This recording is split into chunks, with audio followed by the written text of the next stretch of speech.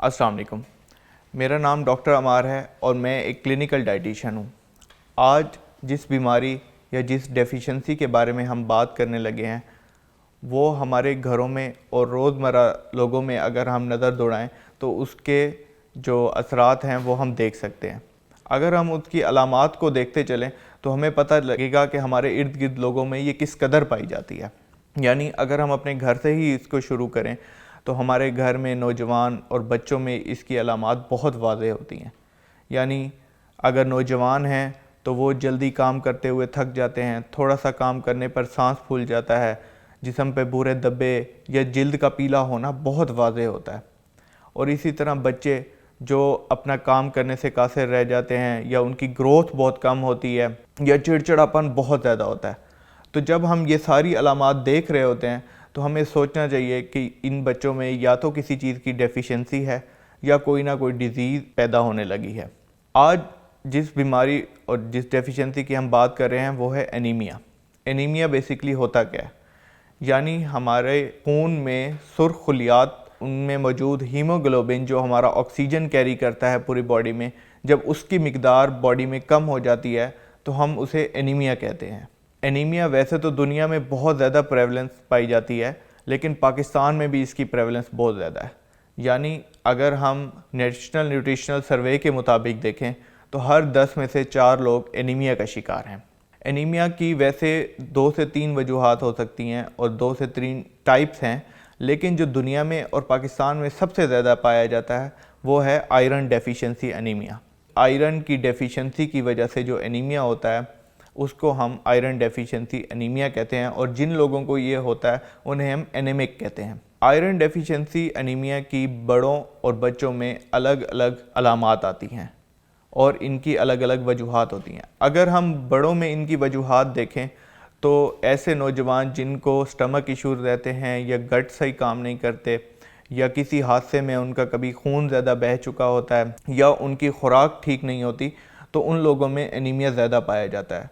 और जबकि अगर हम बच्चों में देखें तो ऐसे बच्चे जिन्हें 6 महीने से पहले माँ के दूध के अलावा किसी और खुराक या किसी और दूध यानी फार्मूला मिल्क या गाय के दूध पे लगाया जाता है, उनमें एनीमिया ज़्यादा पाया जाता है। और ऐसे बच्चे भी जिनकी पैदाइश 9 महीने से पहले हो जाती है या 6 महीने के बाद उनको सही तरह से खुराक इंट्रोड्यूस नहीं कराई जाती, इन बच्चों में एनीमिया बहुत ज़्यादा पाया जाता है। आयरन डेफिशिएंसी एनीमिया जो है, इसको आयरन फूड में ज़्यादा लेकर हम क्योर कर सकते हैं। यानी इसके लिए हमें कोई भी मेडिसिन ज़रूरत नहीं होती, कोई भी सप्लीमेंट ज़रूरत नहीं होता। अगर हम अपने घर में ही इसकी प्रैक्टिस स्टार्ट करें तो हम इसको क्योर कर सकते हैं, क्योंकि एनीमिया आगे जाकर दूसरी बीमारियों की वजह बनता है। इसलिए इस डेफिशिएंसी को काबू पाना बहुत ज़रूरी है। आयरन डेफिशिएंसी को हम आयरन रिच फूड लेकर ख़त्म कर सकते हैं। अगर हम अपनी डाइट में, अपनी रोज़मर्रा ज़िंदगी में दालों, सब्ज़ रंग की सब्जियों यानी पालक, गोश्त, तीनों तरह के गोश्त आप ले सकते हैं जिनमें मटन, बीफ और चिकन शामिल है, और ख़ास तौर पे लेग्यूम्स जिन्हें हम दालें, लोबिया और चने वगैरह होते हैं, ये लेकर आप आयरन की कमी को पूरा कर सकते हैं। आयरन की कमी कुछ और न्यूट्रिएंट के इंटरेक्शन की वजह से भी होती है, जैसा कि विटामिन सी।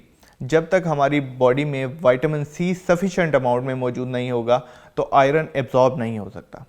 तो इस वजह से जब भी हमने आयरन रिच फूड लेनी है तो उसके साथ विटामिन सी को ज़रूर इंट्रोड्यूस कराना है।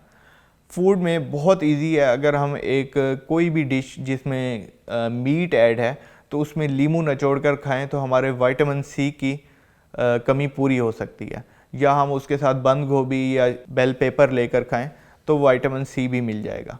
इन दोनों को साथ लेंगे तब ही आयरन एब्जॉर्ब होगा। और इसी तरह जो थर्ड न्यूट्रिएंट है जिसको हमने अवॉइड करना है वो है कैल्शियम। अक्सर हम लोगों की बहुत गलत आदत होती है कि हम खाना खाने के बाद फ़ौरन चाय पी लेते हैं। चाय में मौजूद दूध में कैल्शियम मौजूद होता है, जिसकी वजह से वो आयरन की एब्जॉर्प्शन को कम करता है। और अगर हम इन प्रैक्टिस को देखते हुए चलें और अपनी खुराक को बेहतरी की तरफ लेकर जाएं तो हम इस डेफिशिएंसी से बच सकते हैं। हमें चाहिए कि हम अपनी रोज़मर्रा ज़िंदगी में अपने घर में तमाम तरह की खुराक को एतदाल में लें। यानी अगर हम वीट और रोटी लेते हैं, चावल लेते हैं, तो उसका भी एक पोर्शन होना चाहिए।